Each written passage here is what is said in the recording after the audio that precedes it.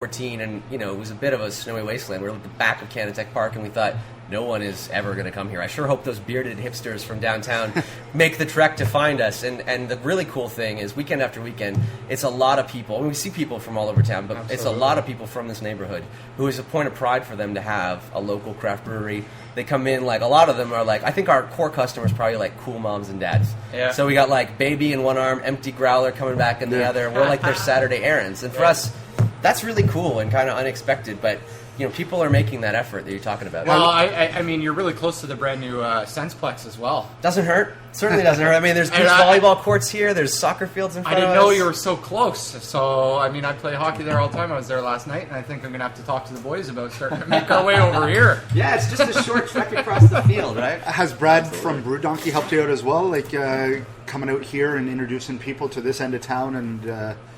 from the east and west, and what are their thoughts when they come in out here? Yeah, for people who don't know, Brew Donkey is this really cool service. He'll do like to-your-door beer delivery, does a bunch of beer tours, and actually the guy's a great champion of the whole industry here locally. We did have a show with them at one time. It was Brad's doing cool stuff. I mean, a lot of our customers, I think, are just coming to realize this now, but there's this great program where, I mean, most craft breweries in town, you can bring back any growler or grumblers to the glass containers we use to fill our beer. You can bring mine back to somebody else, and vice versa. We take every other brewery. What about your mini growlers? Yep. Those can go back too. I didn't know that. And Brad's really the whole heart of that thing, because he's the one going around to all of us and taking them back. Exchange them all. Yeah. So it seems like a great service, and really we're a small part of it. Brad's doing all the heavy lifting on that. So a lot of people who love craft beer have Brad to thank for things being so efficient here. Yeah, I didn't know that, because your mini growlers are different than anybody else's. Yeah, I haven't. They're interesting. So that's why I waited to bring them in here. They remind me of maple syrup. Yeah, no, they're cool. We wanted to have growlers are like 2-liter jobs. So for a lot of people, it's a little intimidating to crack into that on a Monday. I mean, no judgment if that's your thing, but we wanted something. If you're opening your fridge door on a weeknight and you're on your own watching the Jays, it's not going to be too scary to get into that. So that's worked out really well. Okay, so we're going to take a quick break and listen to Jen from Foodie Prince tell us all about Mother's Day. I can't wait to learn what I screwed up this year. And we're going to listen to one more song from Kaleigh Watts. This will be called Smoke from the Smoke Lake EP. Check her out July 10th at Blues Fest. Like we'll be doing coming up for the next few weeks leading up to Blues Fest. Local artists that are going to be playing there. So you go there early. I hope everybody's signed up for volunteering. And we'll be right back. Thanks, Nick and Andrew. Hello and happy Thursday. We are heading into a stretch of hot summer-like weather this weekend, and with the possibility of some rain, don't forget to grab those umbrellas if you're planning some outdoor activities. And while this weekend may seem lacking of events due to Mother's Day, there are still some great activities happening around the city that are perfect for the whole family. Many City of Ottawa museums are having special Mother's Day events, including Cumberland Heritage Village Museum out in the East End, the Fairfields Heritage House, the Nepean Museum, Pinneys Point Historic Site, and Billings Estate National Historic Site. Now, these museums are mostly hosting Victorian-inspired or afternoon tea. Admission costs range from a donation at Nepean Museum to $5 to $18 for individual tickets, a pair of tickets, or tickets for the entire family. So for more information and complete schedule details, go to ottawa.ca. At the top, you'll find a search engine. Just type in the words Live Culture Upcoming Events.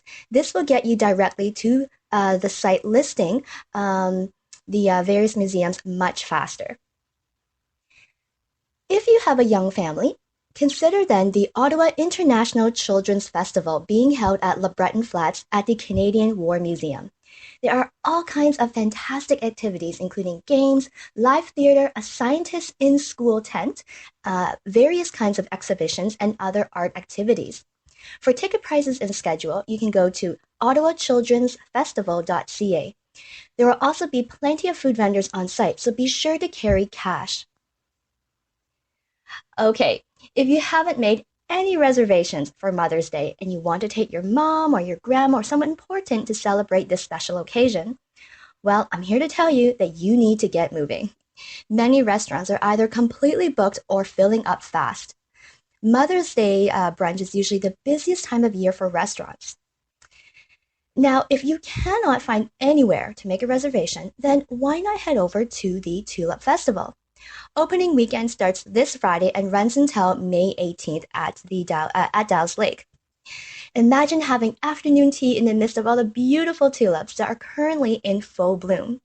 And it's a very special one this year as the festival is celebrating its 70th anniversary, with the tulips symbolizing the incredible friendship between Canada and the Netherlands that was forged during the liberation of the Netherlands in the Second World War.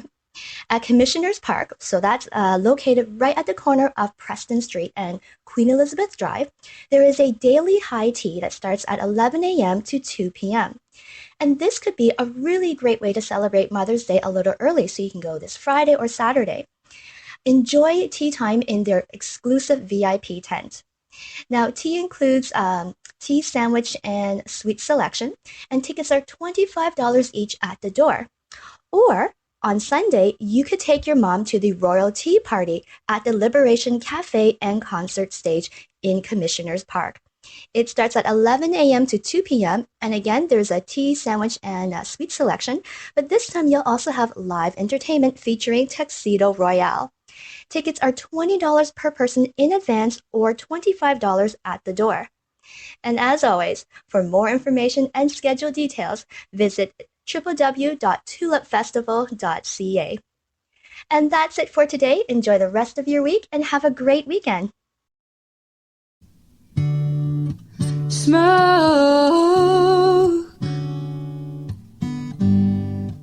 swallow me whole. Smoke, swallow me whole.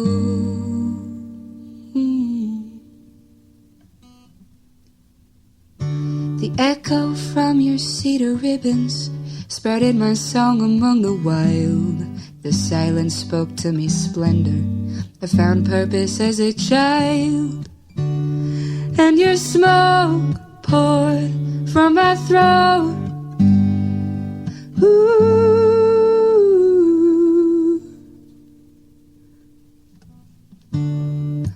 When I am old and can no longer speak, bring me to your wood. All right, thank you so much, Kaleigh, and that song was Smoke off the Smoke Lake EP, and thank you, Jen from Foodie Prints. Now that we're drinking here, we have such an interesting glass that is exclusive to Dominion City. How did you come up with this kind of beer glass that is kind of like a wine glass, but it's beer?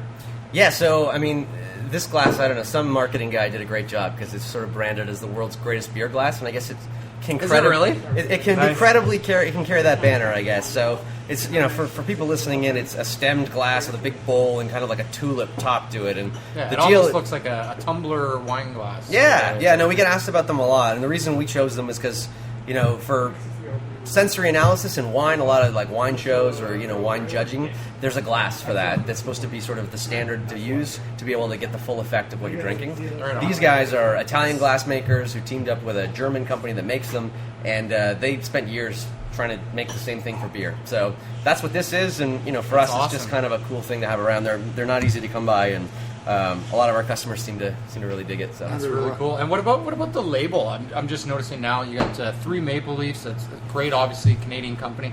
The 3 leaves represents the 3 owners, perhaps. Yeah, no, fortunately I'm not. just That'd be a little self-indulgent. You know, we kind of like The best Canadians. Yeah, so the deal with the brand and the whole story of Dominion City is, like, the truth is we kind of just we're huge nerds about local and Canadian history. Yeah. So the blue background and the tri-leaf is kind of inspired by this piercing pennant. So Canada didn't really have a flag to its own. We had the red ensign, which was sort of a lot of people would confuse it with today's Ontario flag until about 1965 when we got what we all know. But the Prime Minister of the day wanted a different flag. He wanted a blue barred flag with 3 red maple leaves in the middle, and classic Canadian compromise. We wound up with something else, which cool. is great. But for us, we thought this was kind of cool. So there's a little bit of a Lester B. Pearson inspiration here, and it's kind of just supposed to harken back to old Dominion of Canada days, and that sort of intersection of nerdy Canadian history and sort of all the awesome stuff that today's Ottawa has to offer. Oh, that's pretty cool. That's great. And the name Dominion City Brewing, how did you come up with that one? Yeah, I mean, honestly, like the Dominion of Canada was, I mean, that was something you would have heard bandied about. I mean, we actually had Dominion Day until 1982 when the government saw fit to rebrand it as Canada Day. It'd be a bit like calling Bastille Day France Day. So it sounds a little weird, but so like I said, we're sort of nostalgic for some of that stuff. So capital city of Canada, Dominion of Canada, all kind of went down here. It felt like a natural fit. Yeah, I love it. So one thing that we love in the summer here in Ottawa are all the events, and we're just wondering if you could update us at where we can find Dominion City. How much of his of your day is booked up kind of planning these events and everything for the summer now? Yeah, I mean, that's the cool thing about this town is when the sun starts shining, there's a million creative people who are Yoga doing on the Hill yesterday was the biggest example. I've been doing that for 5 years, 4 or 5 years now. Yesterday was the biggest day that wasn't like them trying to set a record, but it was completely 2,000 people. It was nuts yesterday. Yeah, I don't know, man. I mean, I really think this town gets it doesn't always get the credit it deserves for the number of people doing cool stuff. Mm-hmm. Sometimes you have to go looking, but there is like legitimately awesome offerings. So. For us, we're going to be at Hintonburg Happening this Saturday. Oh, yeah. We're going to be at the Craft Beer Show Festival in August. And there's a couple cool things. We're actually planning, I'll let you guys in on a little something. We're actually planning for July 1st. Exclusive, hold on, exclusivity here. Watch out, that exclusive. It's the first time I'm talking about it, legitimately. So, on July 1st, we're hosting the first ever Dominion Day. It's back. It's back. You're competing with another big day on July 1st. I forget what it is, but... it'll be a good one. This is more legit. Our party's for people who want a good cold beer in their hands, something interesting. We're going to actually take over Arts Court, so the space sort of right next to the new Nordstrom, near the old Ottawa Jail, and we're going to have where they have the concerts right now for the Hustle. Yeah, exactly. So we're going to be taking that over, and we're going to have 4 new beer releases that day. We're going to have live music. We're teaming up with a couple local restaurants we'll be sharing really soon. We're going to have. Streets are probably closed off right at that corner still. Yeah, the beauty thing about it is right next to Transitway, which will be running for free that day. So nobody's got to worry about driving or parking. And awesome. We'll have a couple sessions where you can buy a ticket, and we'll have delicious food and delicious beer and a nice day in the sun. So sort of a nerdy, nostalgic celebration of all the awesomeness that this country has to offer. That's a great idea. Awesome. And what about brewery markets? Will you? The first one's on May 23rd. Will you be participating in those great events? I will be drinking at the May 23rd event, but we're going to be pouring in July, and then they're doing a really cool idea this year in October. They'll be pouring. I'm not letting anything out of the bag, but it'll be a cask-only event. So we'll be waking up a bunch of special cask beers for that event in October. So and that's going to be at the brewery market? That'll be at the brewery market in Hintonburg. Okay, so excellent. Cool. And so kind of what kind of beers are we looking at now? Like what kind of, when people are coming to your location here on Canatic, 5510, right? Unit 15. Unit 15. Yeah. If it serves me correctly. Can't miss it. Drive all the way down Canatic till you hit the soccer field. Look to your left. And great branding. And so, what kind of beers can they expect right now? Yeah, so these days we've got sort of 4, it used to be 3, now 4 beers that we're making sort of year-round. So we've got an easy-drinking blonde we call Town and Country, so super clean and crisp and refreshing, a little citrusy. We've got an IPA that's really going for balance, so it's got a lot of like burnt sugar, sort of maltiness underneath a lot of like really nice hop aroma. We've got our Earl Grey Marmalade Saison, which is hard to keep hold of around here. It's like proof that the harder a thing is to make, the more people seem to appreciate it. Yeah. Well, that's good. That's what you guys are drinking right now. We zest about 500 oranges every really time good. we go in there. Bridgehead Organic Earl Grey tea. And where do you donate the oranges? Earl Grey tea's in this. Yeah, exactly. And all the oranges. Yeah, we don't actually have use for the meat of the orange. We use the zest and the pith when we're brewing with it. But the oranges themselves go to the Gloucester Emergency Food Cupboard, and their clients seem to like them. So pretty cool. So those are 3, and then we've actually added our Earnscliffe ESB, which is like a British-style bitter. It was a huge hit in the fall. We actually just really love it, so it's back on a full-time basis. And then we're going to do a bunch of weird stuff. So we've had a stout and a Welsh mild going through the winter. We've got another IPA called Rain Shadow we've had for a while, and there'll be a bunch of new stuff out over the summer. What's a New Zealand-style IPA?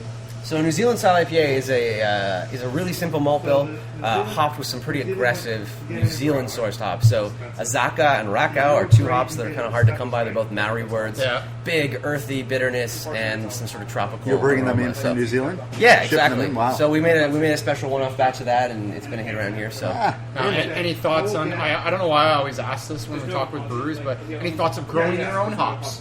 Yeah, you know what? trying to do that. Honestly, my like nerdy dream someday is that we have Dominion City Farms. The best thing I got right now is we're working with a guy